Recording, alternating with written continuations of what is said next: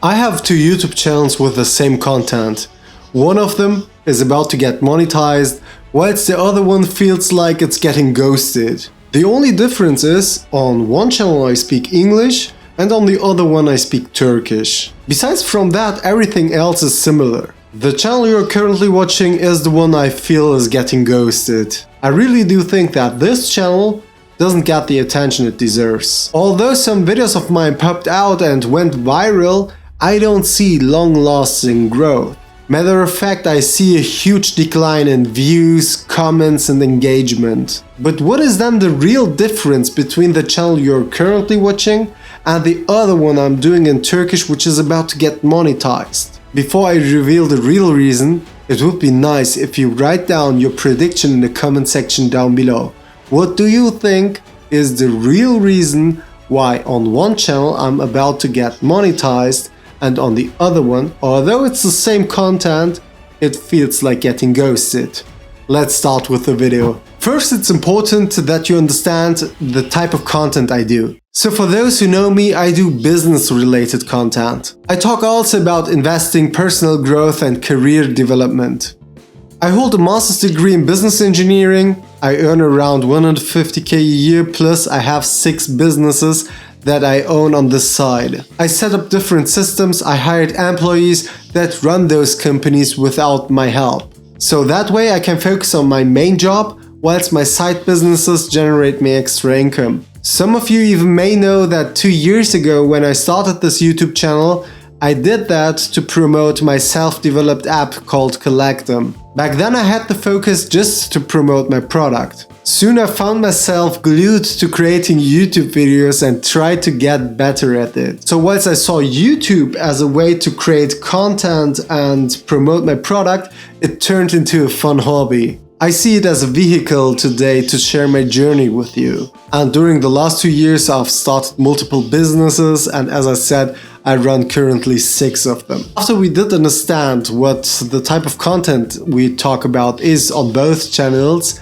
the real question becomes, why is one getting monetized and the other one is getting ghosted? Well, my first observation is that on the channel you're currently watching, I paid for YouTube ads and YouTube promotions back in the day. Especially in the first year, as I wanted to promote my product, I paid for it. So my focus was not growing my YouTube channel and growing a community, it was just to get more downloads for my app. When you do some research online about YouTube promotions, you will actually see that a lot of people tell you to start a new channel after you paid for YouTube promotions. They will tell you that YouTube will ghost you and it will affect your account negatively. I don't believe in that, to be honest. But I do think that YouTube as a business wants to generate extra income. So they want you to spend more money in advertising, and if you did it once, it's more likely that you are open to the idea to do it twice. I think that's fair because that's the way how they make money. So once you do pay for the ads, I believe that the algorithm expects you to pay for it again down the line. And if you don't, they are just cutting on views, subscribers, and overall the impression rate your channel gets. And back then I've made a conscious decision for myself to test it out for more than 1 year. And during that 1 year, my goal was not to promote anything on the channel. And after 1 year, here we are. I can confidently say that my YouTube channel doesn't grow. The views are bad, the engagement is bad, the watch time is bad, just everything about the channel is crap at the moment. When I say bad, I mean it in a way when I compare it to the effort that's needed to generate these kind of videos. The next thing is, I really do think that the algorithm doesn't like channels which switch too much on topics. That brings me to my next reason. In a video of mine where I talked about creating my YouTube channel just I think 8 to 9 months ago, I saw a comment, and that comment was gold. That lady pointed out that she was actively following my YouTube channel for the last few weeks, and I was switching up onto the topics too often. And I totally get that, because she's absolutely right.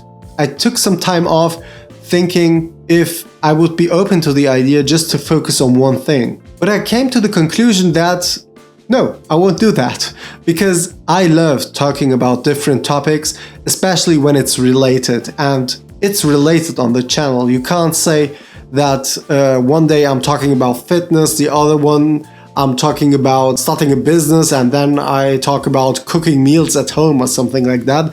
I don't do that. My topics are related. I talk about starting a business, getting financially free, growing your career, having stable income, let's say it that way, right?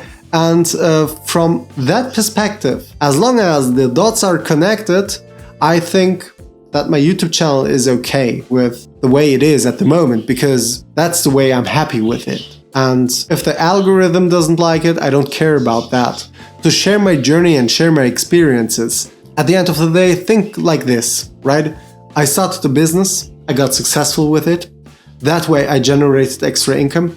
That income I invest in different stock options or in ETFs or in precious metals like gold and silver. So I really do agree that these points are not identical, but the dots are connected at least. I do get that the algorithm and the people really do love channels where they talk about just one thing, like investing, and it's all about investing.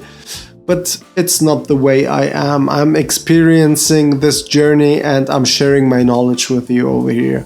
And if you do have also something which you want to share in the comment section, just feel free and do it. The next reason I think why this channel is getting limited growth is YouTube loves channels that are actively used. So in the best case, you should have a browsing history, a user profile, engagement with other channels like commenting under their videos, and so on and so forth. But in my case, I do have a personal account for my daily dose of YouTube, so I don't really see a necessity to build up a user profile or searching history, browsing history better said, for those two channels I'm doing at the moment. To be quite frank with you, in my spare time I watch some football videos, funny cats videos, fail army a lot, and I don't want to mix up those interests with the type of content I'm creating. But again, this is also a thing which my other channel, which is about to get monetized, experiences, so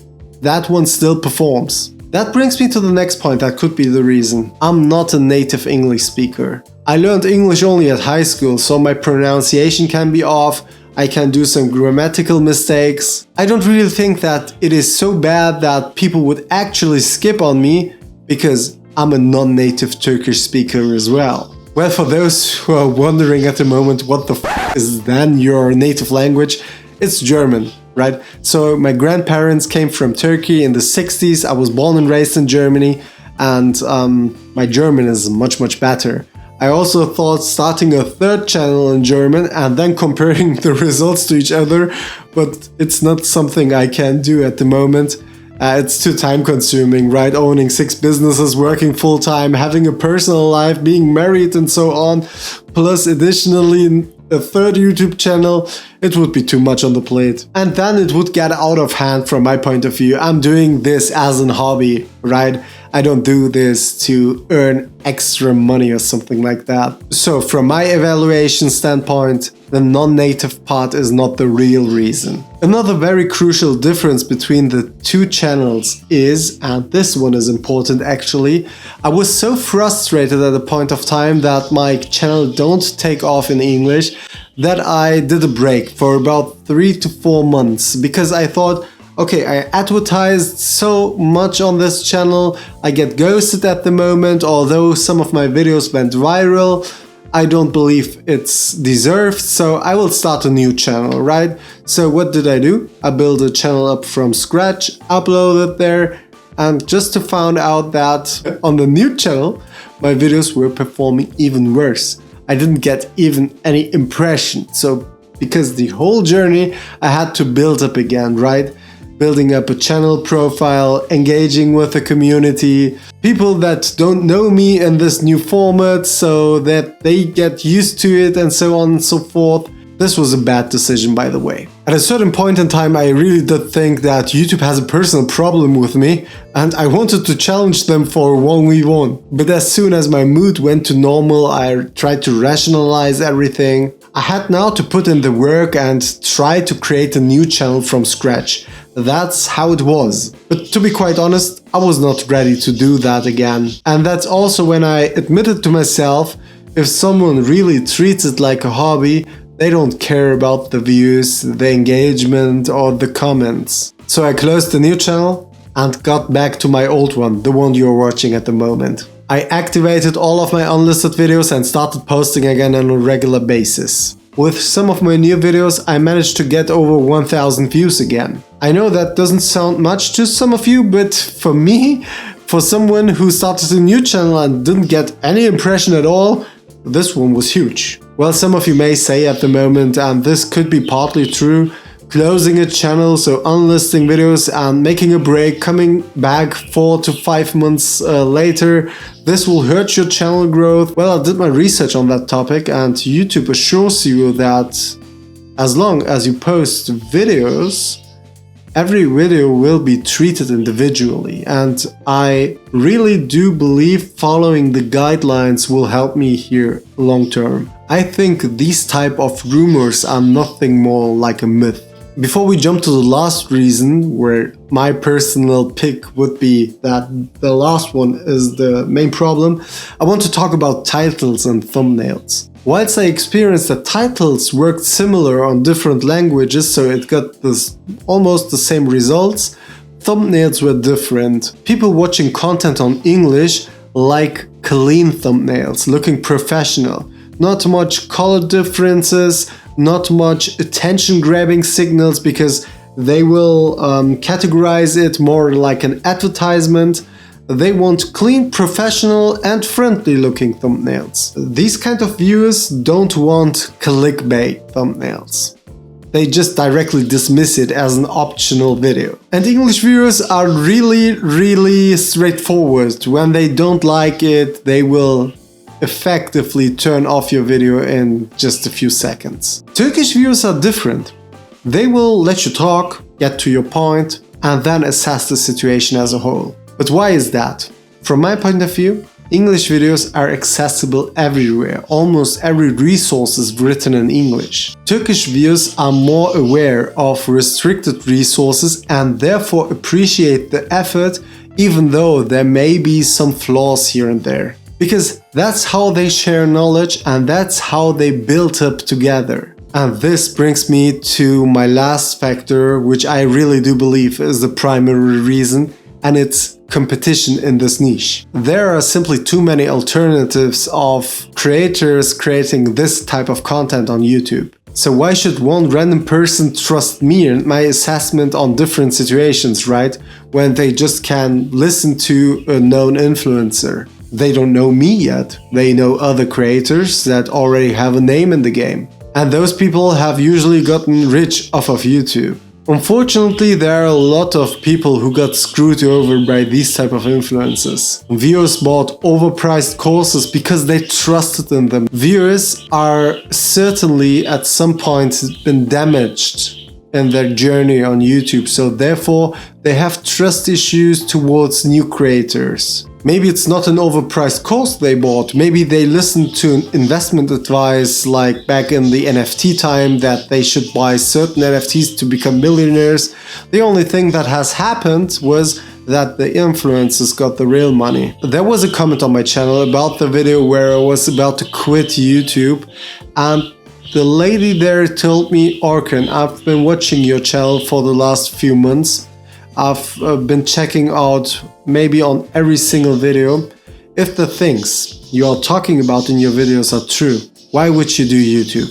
So basically, if you earn a 6-digit income and have a great life, why are you sitting there week after week and sharing your experiences? To be honest, that comment was so different because I never thought about that in this way, because as someone who lives the life, right, you don't usually think twice about the things that you've experienced and talk about if the other person is going to believe you. You just tell what you've experienced, assume that they will give you this base level of trust. And to be honest, when I think about it, YouTube doesn't give me any monetary benefits. I'm just sitting here as a hobby, as I said in the beginning of the video. And from my nature, I'm just a stubborn dude. If I don't succeed with something, and YouTube was a thing I didn't succeed with yet, then I'll keep trying as long as I'm interested in the topic, and I'm certainly interested in succeeding with YouTube because I failed, at least for the last 2 years. I didn't get a breakthrough, and I will do this until I succeed, and maybe the day I get monetized on my English channel, I will call it a day and say, thanks everyone, I'm out. But I don't believe that this will be the case. Over the last few years, I got so much out of YouTube, sitting in front of the camera, being confident about the things I do, talking openly about the things I do, and just getting to know real cool viewers that contacted me on LinkedIn. I've done different projects with them in my consultancy agency, not in terms of I've sold them consultancy services. There was a good example from Rahim. He texted me on LinkedIn, and we did some data science projects with clients from Europe. It was just a cool experience, right? And I love sitting here talking to you and then just closing the camera and going back to my normal life, because my normal life is usually really stressful. I usually am not the person who talks to his friends about the things he is doing in his professional life. And yeah, that's basically it. It's for me a vehicle to unload, and that's how I treat it.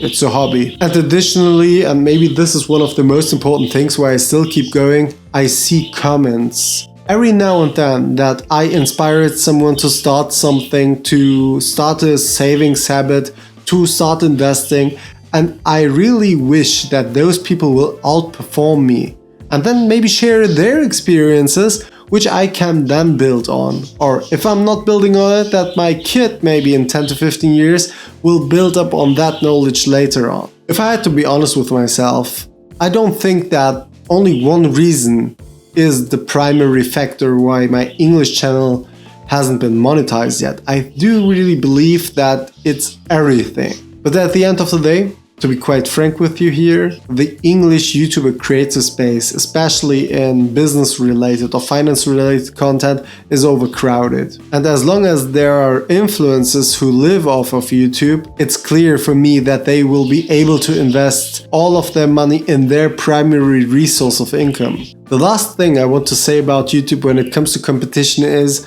I find it quite unfortunate that almost everyone without having any knowledge can talk on different topics, because what's their credibility? Do they have a degree? Did they manage to get rich with the things they're recommending to the viewers? Because most of them got rich out of YouTube, not for their AI consultancy service, not for their software development company or something like that. They got rich out of YouTube and are now telling people to use AI and to boost productivity and so on. I really do think that this is a bad approach. But after we talked about all of this, what do you think is the primary reason why one channel, the Turkish one, is about to get monetized and the other one feels like getting ghosted? Write me down in the comments your opinion.